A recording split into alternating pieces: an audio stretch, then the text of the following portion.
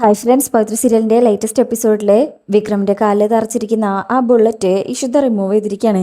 എന്നിട്ട് പറയും അകലെ നിന്ന് വെടിവെച്ചതുകൊണ്ടായിരിക്കാം അത്രയ്ക്ക് ആഴമില്ല, 2 ആഴ്ച സ്റ്റിച്ച് ഇടേണ്ടി വരും, പഴുക്കാതിരിക്കാൻ ആൻറ്റിബയോട്ടിക്സ് എടുക്കാം, ഇവിടുന്ന് പോയാലും ഓൾട്ടർനേറ്റീവ് ഡേയ്സിൽ ഡ്രസ്സ് ചേഞ്ച് ചെയ്യണം. അങ്ങനെ വിക്രം വേദന കൊണ്ട് തളർന്നു പോയിരിക്കട്ടോ. അങ്ങനെ വേദയും അടുത്ത് നിന്നിട്ട് എല്ലാം കണ്ട് സങ്കടത്തിലിരിക്കുകയാണ്. അങ്ങനെ ഗ്ലൂക്കോസൊക്കെ കയറ്റുമ്പോൾ വേദ തന്നെ വിക്രമിനെ എടുത്ത് തിരിച്ചൊക്കെ കിടത്തുന്നുണ്ട്. വിക്രം പതിയെ മയക്കത്തിലേക്ക് പോകുമ്പോൾ ഇഷിത എല്ലാം ഓക്കെ അല്ലേ?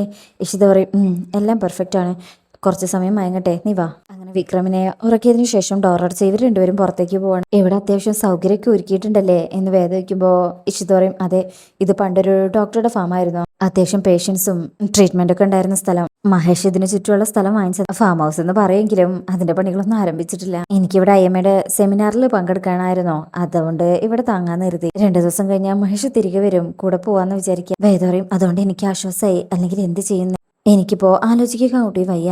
അപ്പൊ ഇഷിത പറയും ബുള്ളറ്റ് ഇഞ്ചറി എന്നൊക്കെ പറഞ്ഞപ്പോ ഞാൻ പേടിച്ചു, പിന്നെ നിനക്കായതുകൊണ്ട് അല്ല, പിന്നെ ആ സമയത്ത് ചോദിക്കുന്നത് കൊണ്ട് ശരിയില്ലെന്ന് തോന്നി. ശരിക്കും എന്താ സംഭവിച്ചത്? വേദ ഇങ്ങനെ അകത്തേക്ക് നോക്കുമ്പോ ഇഷിത പറയും ബുദ്ധിമുട്ടാണെങ്കിൽ പറയണ്ട. വേദ പറയും എന്ത് ബുദ്ധിമുട്ട്? ഈ സമയത്ത് ഇങ്ങനെ രക്ഷിച്ച നിന്നോട് ഒളിച്ചിട്ട് എന്തിനാണ്? ഞാൻ പറയാം എന്ന് പറഞ്ഞ് സംഭവിച്ച കാര്യങ്ങൾ എന്താണെന്ന് വേദ ഇഷിതയോട് പറയാട്ടോ. ഇതൊക്കെ കേട്ട് ഇഷിത ഞെട്ടുന്നുണ്ട്. അപ്പോ ആ പയ്യന്റെ മരണത്തിന് യഥാർത്ഥ ഉത്തരവാദി ആരാണെന്ന് കണ്ടെത്തുന്നവരെ നിനക്ക് വിക്രത്തെ ഒളിപ്പിച്ചേ പറ്റുമല്ലേ? വേദ പറയും അതെ. അല്ല, എന്താ നിന്റെ പ്ലാൻ? വേദ പറയും പ്ലാനൊക്കെ ഉണ്ട്, എനിക്ക് എന്നാ വിക്രത്തെ കൊണ്ടുപോകാൻ പറ്റുക? ഇഷിത പറയും ഇന്നും നാളെ ഇവിടെ കിടന്നോട്ടെ, അത് കഴിയുമ്പോഴേക്കും മാറ്റിയാൽ മതി, അപ്പോഴേക്കും മുറിവിന്റെ കാര്യത്തിലും കുറച്ച് ഭേദം ഉണ്ടാവും. വേദ പറയും ശരി, ഇനി അധികം ഞാൻ നിൽക്കുന്നില്ല, വിക്രം എഴുന്നേൽക്കുമ്പോൾ പറഞ്ഞാൽ മതി, ഞാൻ വിളിക്കാം. വീട്ടിലെല്ലാവരും അറിയുന്നതിന്റെ മുമ്പേ എനിക്ക് തിരിച്ചെത്തണം, അവര് ഉറങ്ങിയതിന് ശേഷം ഞാൻ പോകുന്നത്. ശരി, നീ പൊക്കോ, ഞാൻ വിളിച്ചോളാം എന്ന് പറയുമ്പോ വേദ ബൈ പറഞ്ഞ് അവിടെ നിന്ന് പോവാട്ടോ. സങ്കടത്തോടെ തന്നെയാ പോണത്. അതിനുശേഷം പിന്നീട് കാണിക്കുന്നത് രാജേട്ടനും അനിയൻകുട്ടനും കൂടെ എന്തോ ചായ കുടിക്കാട്ടോ. അപ്പോഴേക്ക് ജോസഫ് അങ്ങോട്ട് വരും. രാജേട്ടൻ കാര്യം തിരക്കുന്നുണ്ട്, നീ അവനെ കണ്ടില്ലേ? ജോസഫ് പറയും ഇല്ല, അവൻ്റെ വണ്ടി അവിടെ കിടക്കുന്ന കണ്ടു എന്ന് പറഞ്ഞിങ്ങനെ കള്ളത്തരം പറയാൻ പറ്റാത്ത, എന്നാൽ അത് പറഞ്ഞാൽ മതിയാവും എന്നുള്ള രീതിയിലിരിക്കുകയാണ്. അപ്പം അനിയൻകുട്ടൻ പറയും അപ്പോൾ നമ്മൾ പറഞ്ഞതന്നെ ശരി. ജോസഫ് വയ്ക്കും എന്താ? അത് പിന്നെ നീ പോയി കുറച്ച് കഴിഞ്ഞപ്പോൾ ആ വാസവൻ്റെ വണ്ടി വരുന്നത് കണ്ടു, ഇനി അതിലെങ്ങാനും വിക്രം ഉണ്ടായിരുന്നു? രാജേട്ടൻ ചോദിക്കും വേദ പിന്നെ വിളിച്ചായിരുന്നോ? ഇല്ല, ഇപ്പോഴും വിളിച്ചു നോക്കി, സ്വിച്ച് ഓഫ്. ഇനി അഥവാ വിക്രമിനെ കിട്ടിയിട്ടില്ലെങ്കിൽ വാസുവിന് ഉറപ്പായിട്ടും നമ്മളെ തേടി വിക്രമിനെ നമ്മൾ ഒളിപ്പിച്ചാന്ന് കരുതി നമ്മളെ പനിക്കിടുകയും ചെയ്യും. ജോസഫ് പറയും എന്തായാലും ഇവിടെ നിൽക്കണ്ട, പിന്നെ എവിടെ പോവാനാ? ശ്രീനി സാറിന്റെ അടുത്ത് പോകാം, സാറ് പറയുന്ന പോലെ ചെയ്യാം, അതായിരിക്കും ഇപ്പൊ സേഫ്. ശേഷം പിന്നീട് കാണിക്കുന്നത് വിക്രം ഇങ്ങനെ മയക്കത്തിലേക്ക് പോകുന്ന സമയത്തും വേദയെ താലി കെട്ടിയത് മുതലുണ്ടായിരുന്ന ഓരോരോ കാര്യങ്ങൾ ഇങ്ങനെ ആലോചിച്ചിട്ട് ആ മയക്കത്തിലേക്ക് പോവാട്ടോ. അതിനുശേഷം പിന്നീട് കാണിക്കുന്നത് വേദ തിരികെ വീട്ടിലെത്തിയിരിക്കുകയാണ്. എന്നിട്ട് ആരും കാണാതെ ഗേറ്റൊക്കെ തുറന്നിട്ട് അകത്ത് കയറി കാറൊക്കെ ലോക്ക് ചെയ്ത് അകത്തേക്ക് കയറി പോവണേ. ഇങ്ങനെ ഡോറ് തുറക്കുന്നതും കീയോടെ വെക്കുന്നതും ആയിട്ടുള്ള ചില കാലടി ശബ്ദങ്ങളെ ദീപ്തി കാണുന്നുണ്ട് കേട്ടോ. ദീപ്തിക്ക് ഉറക്കമില്ല. അങ്ങനെ ദീപ്തി വന്ന് നോക്കുമ്പോൾ അവിടെ ആരുമില്ല. ദീപ്തി ഒന്ന് ലൈറ്റൊക്കെ അടിച്ച് നോക്കിയിട്ട് അവിടെ ആരെയും കാണാതാവുമ്പോൾ ദീപ്തി അത്തേ പോയി കിടക്കും. എന്നാ വേദ ശ്രദ്ധിക്കാതിരുന്നൊരു കാര്യമുണ്ട്. ആ കാറിൻ്റെ അകത്ത് വിക്രമിൻ്റെ ബ്ലഡ് ഉണ്ട് കേട്ടോ. അതിങ്ങനെ ആ കാർ സീറ്റിലുണ്ട്. അത് വേദ ശ്രദ്ധിച്ചിട്ടുണ്ടായിരുന്നില്ല എന്ന് തോന്നുന്നു. അതിനുശേഷം പിന്നീട് കാണിക്കുന്നത് പിറ്റേ ദിവസം രാവിലെയാണ്. ശ്രീകാന്ത് ഇപ്പൊ സന്തോഷത്തോടെ ഉറങ്ങി എഴുന്നേൽക്കുക. അങ്ങനെ ആ വർഷം വന്നിട്ട് തട്ടി എഴുന്നേൽപ്പിക്കുക. എന്താ വിട്ടുള്ള ഉറക്കാണേ? കുറേ നാളുകൾക്ക് ശേഷം സന്തോഷമായിട്ടൊന്ന് ഉറങ്ങി സമാധാനത്തോടു കൂടെ. രാവിലെ എഴുന്നേൽക്കുമ്പോൾ ഒരു സന്തോഷ വാർത്ത വരുന്നു പറഞ്ഞിരുന്നല്ലോ, ആ സന്തോഷ വാർത്ത പറയാനാണെന്ന് തോന്നുന്നു. ഫോൺ നിർത്താതെ കിടന്ന് അടിക്കായിരുന്നോ. നല്ല ഉറക്കായതുകൊണ്ട് ഞാൻ വിളിക്കാതെ തന്നെയതാ. ആരാ വിളിച്ചതെന്ന് നോക്കുമ്പോൾ ഞാൻ നോക്കിയില്ല എന്ന് പറയും. അങ്ങനെ ഫോൺ തിരഞ്ഞു നോക്കി വർഷം എടുത്ത് കൊടുക്കുമ്പോൾ ശ്രീകാന്ത് പറയും പ്രതീക്ഷിച്ച കോള് തന്നെയാണ്, നിനക്ക് എന്നെ വിളിക്കായിരുന്നില്ലേ, ഇനി അതിന് ചീത്ത കേൾക്കണ്ടെന്ന് കരുതിയിട്ടാ. അങ്ങനെ ശ്രീകാന്ത് ആ ഫോൺ എടുക്കുമ്പോൾ വാസവനാട്ടോ. പറ, എന്തായി? ആണോ? അതെയോ? ഞാൻ അങ്ങോട്ട് വരാം എന്ന് പറഞ്ഞ കോള് കട്ട് ചെയ്യാം. എന്താ ശ്രീയേട്ടാ, എന്താ പ്രശ്നം? ഒന്നുമില്ല, നീ ഒന്ന് മാറിപ്പോയേ എന്ന് പറഞ്ഞു ശ്രീകാന്ത് ധൃതിയിൽ അവിടെ നിന്ന് എഴുന്നേറ്റ് പോവാണ്. അതിനുശേഷം പിന്നീട് കാണിക്കുന്നത് വേദ വിക്രമിനെ കൊണ്ടുപോയി ആ കാറുണ്ടല്ലോ അതൊക്കെ ഒന്ന് കഴുകി വൃത്തിയാക്കുകയാണ്. എന്നിട്ട് സീറ്റിലൊക്കെ ഇങ്ങനെ ഉണ്ടായിരുന്ന ആ ബ്ലഡിന്റെ ആ സ്ട്രെയിനൊക്കെ എടുത്ത് നന്നായി ക്ലീൻ ചെയ്ത് കഴുകി കളഞ്ഞിട്ടുണ്ട് കേട്ടോ.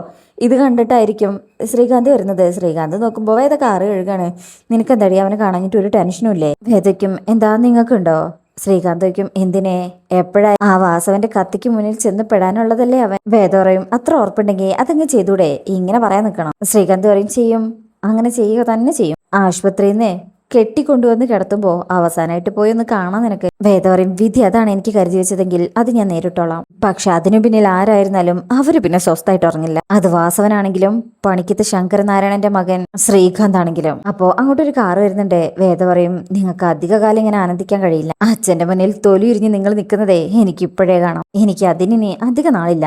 ശ്രീകാന്ത് പറയും, നീയായിട്ട് പറയാൻ പറഞ്ഞ എന്താ സംഭവിക്കാന്ന് നിനക്ക് നല്ല ബോധ്യമുണ്ടല്ലോ. അപ്പോഴായിരിക്കും ആ കാറിലെ ശങ്കരനും പത്മവും വന്നിരിക്കുന്നത്. അവർ ക്ഷേത്രത്തിൽ പോയിട്ട് വരികയാണേ. ശ്രീകാന്തിനോട് ചോദിക്കും, നീ എങ്ങോട്ടാണ്? എനിക്കൊരിടം വരെ പോകാനുണ്ട്. അങ്ങനെ പോകാൻ തുടങ്ങണേ.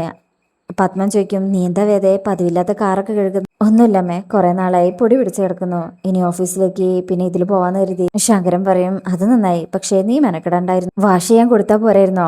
അപ്പൊ വേദ ഇങ്ങനെ ആ കാറിനകത്തേക്ക് നോക്കും. പത്മൻ പറയും, രാവിലെ അമ്പലത്തിൽ പോയതാ, നിന്റെ പേരിൽ ഒരു പുഷ്പാഞ്ജലി കഴിച്ചു, ദാ പ്രസാദം എന്ന് പറഞ്ഞു കൊടുക്കുമ്പോ വേദ പറയും, ഞാൻ കുളിച്ചില്ലമ്മേ, അകത്ത് വെച്ചാ മതി. അപ്പൊ പത്മം ശരിയെന്ന് പറഞ്ഞ അകത്തേക്ക് പോവാ. അങ്ങനെ ശ്രീകാന്ത് ആ വണ്ടി എടുത്ത് അവിടെ നിന്ന് പോവാ. ഇത് സമയം അകത്ത് കയറുമ്പോ പത്മം പറയും, അവൾക്കിപ്പോ നല്ല മാറ്റം ഉണ്ടല്ലേ ശങ്കരേട്ട. ശങ്കരൻ പറയും, ആ അവളുടെ കാര്യല്ലേ, എന്താ ഏതാ ഉള്ളിലുള്ളതെന്ന് ആർക്കറിയാം, നീ ഒരു ചായ എടുക്കുക എന്ന് പറയുമ്പോൾ പത്മ അതെടുക്കാനായി പോവും. ശങ്കരൻ ഈ സമയം അവിടെ ഹാളിലിരുന്ന് ഓരോന്ന് ആലോചിക്കുകയാണ്. അതിനുശേഷം പിന്നീട് കാണിക്കുന്നത് ശ്രീകാന്ത് വാസവനെ കാണാൻ ചെന്നിരിക്കുകയാണ് കേട്ടോ. വാസവന്റെ ആൾക്കാർ പോയി വാസവനെ വിളിക്കുമ്പോൾ വാസവൻ പുറത്തേക്ക് വരും.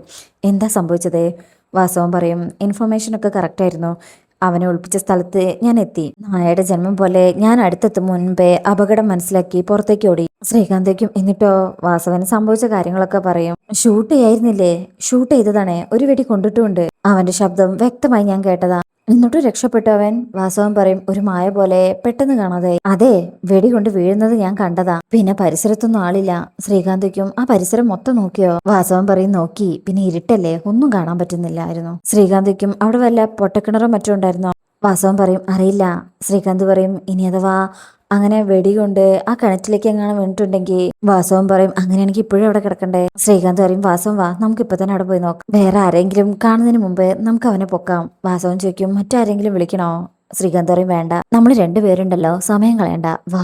വാസവൻ പറയും, എനിക്ക് റെഡിയാവാനൊന്നുമില്ല, പോവാം. അങ്ങനെ ജോണി എന്നൊരാളെ വിളിച്ച് ജീപ്പ് എടുക്കാൻ പറയും. അങ്ങനെ വാസവന്റെ ജീപ്പിലാണ് ഇവർ പോകുന്നത്. അങ്ങനെ അവരെ വിക്രമിനെ ഷൂട്ട് ചെയ്ത സ്ഥലത്തേക്ക് പോവാണേ. ശ്രീകാന്തിക്കും വെടികൊണ്ടത് ഉറപ്പാണോ? വാസവൻ പറയും, ഉറപ്പ്, അവന്റെ ശബ്ദമൊക്കെ ഞാൻ കേട്ടതാ, നമുക്ക് അവിടെ നോക്കാന്ന് പറഞ്ഞ് അവർ മറ്റൊരു ഭാഗത്തേക്ക് പോവാണ്. ശ്രീകാന്ത് പറയും, എന്നാലും ഇത്ര അടുത്തിട്ടിട്ട് താൻ അവനെ വിട്ട് കളഞ്ഞല്ലോ വാസവ. വിട്ട് കളഞ്ഞതല്ല, കയ്യിൽ നിന്ന് പോയതാണ്. ശ്രീകാന്ത് പറയും, ഇന്നല്ലെങ്കിൽ നാളെ അവനെ കിട്ടാതിരിക്കില്ല എന്ന് പറഞ്ഞ ഏകദേശം ഒരു വാസവൻ വെടിവെച്ച് അവിടേക്ക് പോകും. ഇവിടുന്ന് ഞാൻ അവനെ വെടിവെച്ചത്. ഇവിടെ എത്താറായപ്പോ ഈ ഭാഗത്ത് എവിടെയോ അവൻ വീണു, പക്ഷെ ഞാനിവിടെ മൊത്തം നോക്കിയതാ, പിന്നെ കണ്ടില്ല എന്ന് പറഞ്ഞ് ചുറ്റിലും നോക്കുക. അപ്പൊ ശ്രീകാന്ത് തൊട്ട് താഴെ ആ രക്തക്കറ കാണാണ്. ചോരയല്ലേ ഇത് എന്ന് പറഞ്ഞോണ്ട് ആ രക്തക്കറ തുള്ളിയിറ്റി വീണ സ്ഥലത്തേക്ക് ഇവര് പോവാട്ടോ.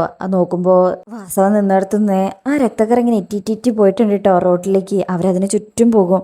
അവിടെ എത്തിക്കഴിഞ്ഞാല് പിന്നെ ആ ബ്ലഡ് അവിടെ നിൽക്കൂട്ടോ. ശ്രീകാന്ത് അവിടെ ഇരുന്ന് ആ ചുറ്റുഭാഗം നോക്കും. എന്നിട്ട് പറയും, വാസവ, താൻ പറഞ്ഞത് ശരിയാ, അവന് വെടിയേറ്റിട്ടുണ്ട്, പക്ഷെ ആരോ വന്ന് അവനെ രക്ഷിച്ചു കൊണ്ടുപോയിട്ടുമുണ്ട് എന്ന് പറഞ്ഞ ആലോചിച്ചതിന് ശേഷം അങ്ങ് ചിരിക്കുമ്പോൾ വാസവൻ ചോദിക്കും, എന്താടോ? ശ്രീകാന്ത് ചിരിച്ചുകൊണ്ട് പറയും, കള്ളൻ കപ്പലിൽ തന്നെയാണോ എന്നൊരു സംശയം. നോക്കാം, തവാ എന്ന് പറഞ്ഞേ ശ്രീകാന്തിന് കാര്യം മനസ്സിലായെന്ന് തോന്നണോ. ശ്രീകാന്ത് അവിടെ നിന്ന് പോവാട്ടോ. അതിനുശേഷം പിന്നീട് കാണിക്കുന്നത് ഇഷിത വിക്രമിന്റെ ആ മുറിയിലെ സ്റ്റിച്ചൊക്കെ മാറ്റാണ്. നീറ്റിലുണ്ടോ എന്ന് വെക്കുമ്പോൾ വിക്രം ആ അതെ എന്ന് പറഞ്ഞുകൊണ്ട് ഇങ്ങനെ കടിച്ചമർത്തി നിൽക്കാട്ടോ. അപ്പോൾ ഉണ്ടാവും വേദ അങ്ങോട്ട് കയറി വരുന്നേ. അവിടെയാണ് ഈ ഭാഗം കഴിയുന്നത്. പിന്നീട് കാണിക്കുന്ന പ്രൊമോയിലെ വിക്രം അതായത് വേദയോട് സംസാരിക്കുന്നതാട്ടോ.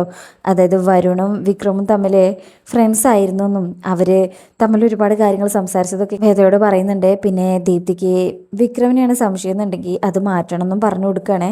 പിന്നീട് വേദ ഇങ്ങനെ വിക്രമിന്റെ തൊട്ടടുത്തിരിക്കുന്നതൊക്കെ കാണിക്കുന്നുണ്ട് കേട്ടോ. ഭാഗത്തിനായിട്ട് വെയിറ്റ് ചെയ്യാം. റിവ്യൂ ഇഷ്ടപ്പെട്ടാൽ ലൈക്ക് ചെയ്യാനും സബ്സ്ക്രൈബ് ചെയ്യാനും മറക്കരുതേ. താങ്ക്